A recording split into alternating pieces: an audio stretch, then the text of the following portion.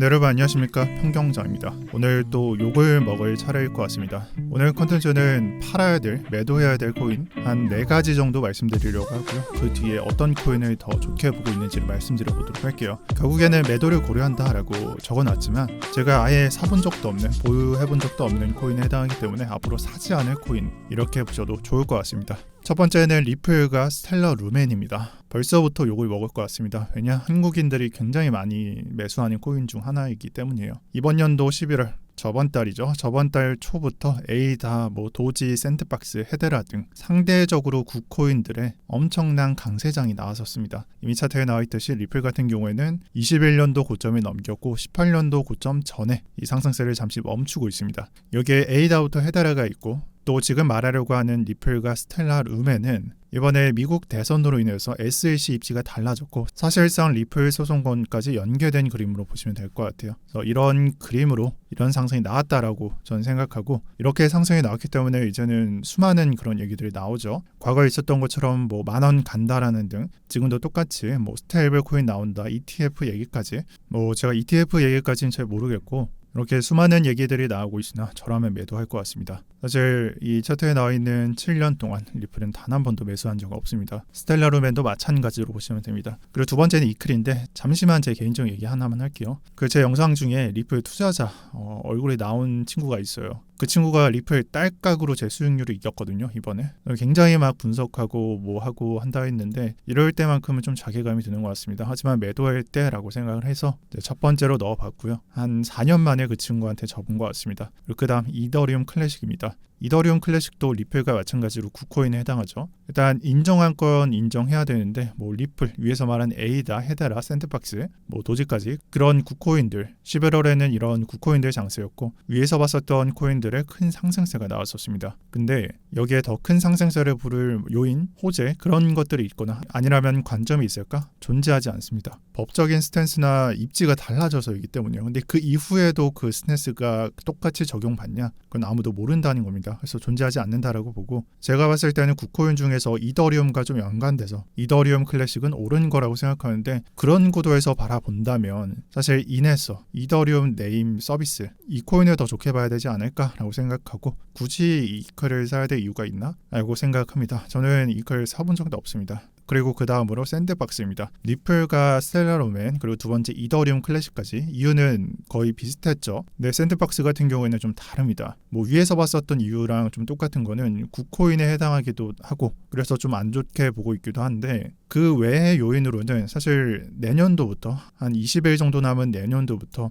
NFT랑 메타버스 게이밍 중에서 선택받는 그런 요소가 있을 것이다 라고 보고요. 제가 개인적으로 보는 건 메타버스랑 게이밍 엮어서 보고 있습니다. 이걸 이해하려면 21년도를 좀 생각해 보면 되는데, 21년도 말에 크게 올라갔던 게 뭐였죠? NFT랑 메타버스, 그 중에서 조금 더 좋은 메타버스였다 라고 기억하시면 될 것 같아요. 오르긴 오르나 얘네가 더 잘 오른다 라고 보시면 될 것 같아요. 그래서 개인적으로는 메타버스 게이밍을 보고 있고 웹3랑 같이 엮여 있다 라고 보고 있습니다. 그래서 샌드박스의 경우에는 다시 장세를 받을 수 있을까에 대한 의문이 있어서 저는 저평가했습니다. 그리고 이런 굿코인 중에서 예외사항을 하나 말씀드릴 텐데, 에이다입니다. 에이다가 기술이 좀 나오고 있다라는 소리가 많죠. 이 솔라나 등 기존의 알트코인들, 세이코인도 똑같이 TPS로 승부한다, 아니면 솔라나 같이 확장성으로 승부한다, 이런 기술 중에 에이다가 TPS를 모든 코인을 뛰어넘는 기술이 나오고 있다라는 소리가 많아요. 그리고 이 소식을 들었을 때는 주워볼까라고 좀 심각하게 고민을 했는데, 왜 거기서 끝났냐? 그러니까 줍지 않고 주워볼까라고 생각만 했냐? 이게 미래의 가치로서는 솔라나 같이, 밈 같이 이 확장성을 얼마나 가져가는지, 사용자 수가 얼마나 많은지를 좀 고려해봐야 되는데, 이게 지금 이 기술을 사용하면서 뭔가 활발하게 활동하는 게 없죠. 그러니까 이 부분을 따져봐야 된다라고 생각하기 때문에 중립의 입장에서 바라보고 있습니다. 그래서 아마 이 부분이 없었다면은 매수하지도 않고 당장 던졌을 것 같아요. 근데 이 부분이 있기 때문에 중립으로 보겠다. 네, 이렇게 매도할 코인을 알아봤고요. 그리고 이 구도에서 좀 생각이 드는 거 마저 말씀드릴게요. 메이저 알트 구도라고 적어놨어요. 이더리움 밑에 리플과 솔라나, 에이다까지 분부도 포함을 시켜줄 수도 있긴 한데, 어쨌든 이 세 개의 구도에서 좀 생겨나고 있는, 제가 좀 개인적으로 시나리오를 굴리고 있는 걸 말씀드릴 텐데, 이렇게 이더리움을 제외한 리플과 솔라나 에이다, 얘네들이 상승이 좀 한 번에 나오고 있지 않고, 뭐 리플과 에이다 엮여 있거나 솔라나가 먼저 출발한 다음에 얘네가 먼저 출발하거나 약간 엎치락 뒤치락 하는 경우가 발생하고 있습니다. 이런 식으로 일제히 나오지 않는다면 이득을 보는 코인이 누구일까? 일단은 간접적으로 얘네 넷이 영향을 받겠죠. 그냥 엎치락 뒤치락 하니까. 근데 공통적으로 생각해봤을 때 어떤 코인이 영향을 받을까? 이더리움이라고 생각해요. 왜냐? 얘네가 다 없이 솔라나만 올랐다라고 생각을 해봅시다. 이더리움이 잘 오를 수 있을까? 없을 겁니다. 근데 얘네가 서로를 견제하면서 얘가 오르고 얘가 오르고 얘가 오르고 이런 구도가 펼쳐진다? 21년도랑 똑같은 거예요.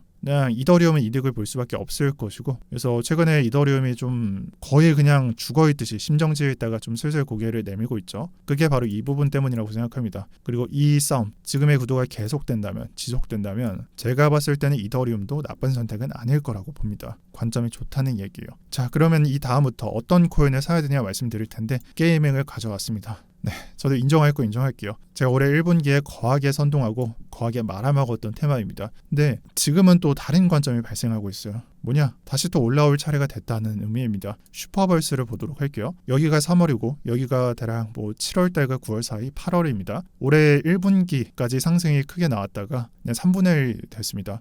여기가 1.5달러인데 0.5달러 됐어요. 3분의 1보다 더 내려갔죠. 그 다음에 지금 가격 어디냐? 신고점을 갱신하고 있습니다. 현재 가격 2달러고 신고점 갱신 중에 있는 걸 볼 수 있습니다. 그래서 저점으로부터는 7배가 올라간 상태고, 슈퍼벌스 다음에 비교되는 게 빔이죠.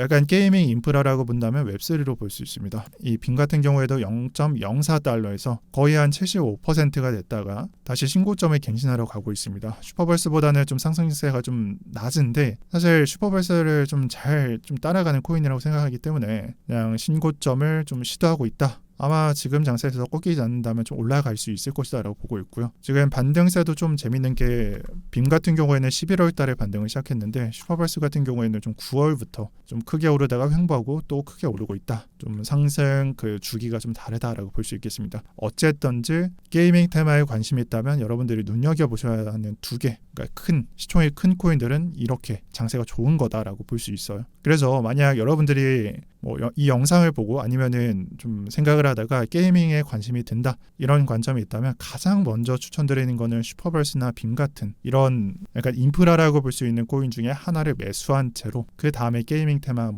시총이 낮은 것들 여러 개 줍는다든지 그런 방법들로 좀 채워나가는 걸 추천드리고요. 시총이 낮은 것들은 어떻게 발생했을까? 얘네들만 오르는 거 아니냐? 아닙니다. 네오토쿄 같은 경우에는 대략 한 1월 달쯤에 20달러를 찍고 그 다음 반등할 때 한 15달러 조금 밑에 를 찍고, 비슷하게 알트코인이 무너지듯이 무너졌었습니다. 그래서 고점으로부터는 90%가 무너졌었고, 제가 매수하는 가격으로부터는 80%가 무너졌었습니다. 그래서 욕을 많이 먹었어요. 하지만 9월부터 반등 중인 걸 볼 수 있고요. 9월, 10월, 11월 반등해서 지금 현재 가격 14달러에 위치해 있습니다. 그래서 앞으로 남은 건 역대 고점이 하나 남은 상태인 걸 볼 수 있고, 대략적으로 한 30%가 올라간다면 고점을 만나러 가게 됩니다. 그러면은 위에서 봤었던 슈퍼벌스, 그 다음에 빔, 지금 보고 있는 네오토쿄 같은 경우 다 반등을 크게 했는데 뭘 사야 되냐? 사실 이렇게 게이밍 코인 중에서는 지금까지는 좀 올라가 있는 경우로 보였는데 사실 안 올라간 경우도 많습니다. 샤프넬이나 빅타임 같은 경우,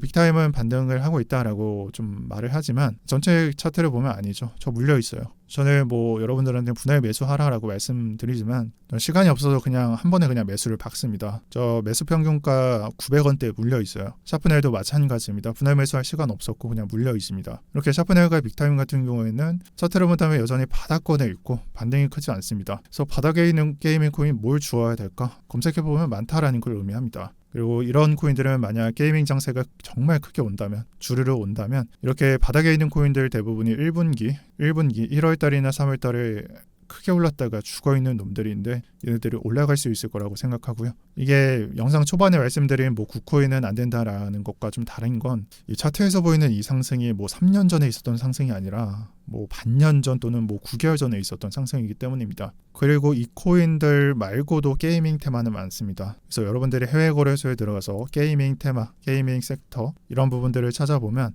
여러 코인들이 열거되고요. 여러분들이 좀 검색하시다 보면 갈라나 엑시 인피니트나 이런 경우같이 게이밍 테마를 찾아볼 수 있을 겁니다. 하지만 제가 좀 추천드리는 건 여기서도 또 똑같은 생각을 하게 되는데 이렇게 좀 신규로 나온 코인들 사실 뭐 1년, 2년 준비해서 올해 10월달 한두 달 전에 토큰을 출시한 프로젝트들이 위에보다는 나을 거라고 저는 생각합니다. 그래서 이 코인들 뭐냐? 뭐 멤버십에만 풀 거냐? 그렇긴 하겠죠. 근데 제가 뭐 멤버십에만 풀 거냐? 그건 또 아닙니다. 대충 정리되면 올려드릴 것 같고요. 아마 여러분들도 검색하시면 이런 게이밍 토큰들이 무엇이 있는지 쉽게 찾아볼 수 있을 거라고 생각합니다. 그래도 저는 정리해서 올려드려야 되니까 다음에 시간이 날 때 올려드릴 생각이고요. 그리고 위에서 설명드린 것처럼 이런 신생 코인들이 방금 봤었던 네오토쿄, 뭐 샤프넬처럼 타노스 되는 거 아니냐, 올라갔다가 다시 내려가는 수준을 밟는 거 아니냐라는 생각이 들 수 있는데 제 생각은 그래요. 아마 이 다음에 나오는 마이너스 50%, 마이너스 60%, 70%는 반등을 만드는 하락이라기보다는 알트장을 끝내는 하락일 거라고 생각해요. 그래서 탈 수 있을 때 타는 게 좋다라고 생각하고요. 지금 제가 생각이 드는 건 웹3거나 아니면 인프라가 게이밍 코인으로 좀 옮겨가고 있다. 상승률이 좀 약간 낙수 효과처럼 펼쳐지고 있다라고 생각을 하는데 제가 좀 바라본 결과 아직까지는 좀 국내 투자자들이 관심이 없는 것 같습니다. 아니면은 사실 아쉬운 소리는 하기 싫지만 업비트나 빗썸에 이런 코인들이 많이 없기 때문에 관심을 못 가져가고 있는 것도 맞는 얘기인 것 같습니다. 네, 오늘 영상 여기까지 하겠습니다. 네, 제가 정리한 부분은 여기까지고요. 오늘 고정 댓글에는 경제 언어방이 소개됩니다. 제가 위에서 말씀드렸던 뭐 어떤 코인을 사야 되냐, 뭐 연구를 뭘 했냐, 경제 언어방에 올려드리거나 멤버십에 올려드리거나 둘 중 하나가 될 것 같습니다. 멤버십은 12월 말 뭐 크리스마스 전으로 열릴 것 같은데 이 역시도 경제 언어방에 올라가기 때문에 고정 댓글 참고하셔서 입장해 주시면 감사하겠습니다. 네, 시청 감사드립니다. 오늘도 평경장이었습니다.